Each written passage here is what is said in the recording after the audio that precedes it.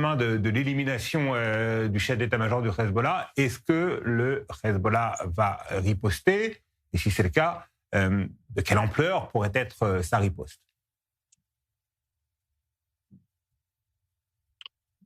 Je ne crois pas que le Hezbollah réagisse directement.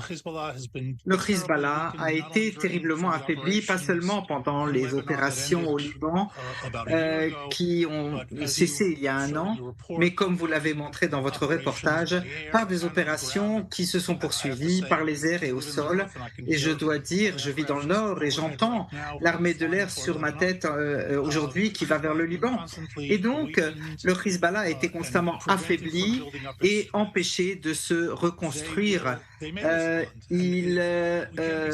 Vouloir répondre, on peut en être certain, mais je pense qu'il est peu probable qu'il remette en place une opération importante contre nous parce qu'ils ne sont pas suffisamment forts aujourd'hui pour résister à une attaque israélienne majeure à ce stade.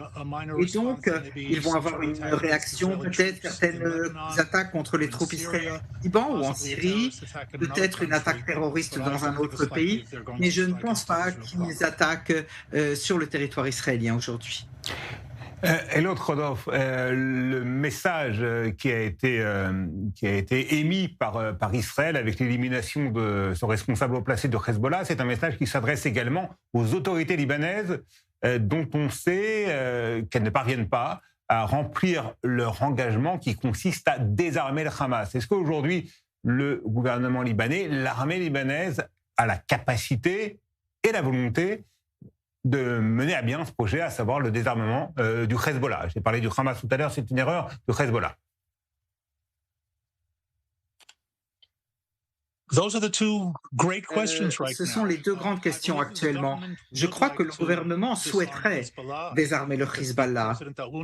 Leur président, Aoun, et son gouvernement ne voudraient rien d'autre que de voir le Hezbollah désarmé. Le Hezbollah a empêché la gestion du pays depuis les accords de Taïf de 89. Ils sont la seule milice armée au Liban aujourd'hui et donc ils font ce qu'ils veulent pratiquement. Et le problème du gouvernement, c'est autour des deux questions autour de l'armée. Est-ce qu'ils peuvent et est-ce qu'ils veulent le faire? L'armée libanaise est largement composée de chiites. Et il y a une très bonne question à se poser. Si on leur donne l'ordre, est-ce qu'ils vont vraiment l'appliquer? Et deuxième question, s'ils font les choses, est-ce qu'ils peuvent défaire le Hezbollah? Ces deux questions sont non seulement essentielles, mais ce sont des questions que le gouvernement libanais ne voudrait pas tester, même s'il souhaiterait vraiment désarmer le Hezbollah, mais il préférerait vivre dans l'incertitude de ne pas, sans essayer de le faire, plutôt que d'essayer et d'échouer. Et alors à ce moment-là, ça voudrait dire que le Liban n'existe plus en tant qu'État.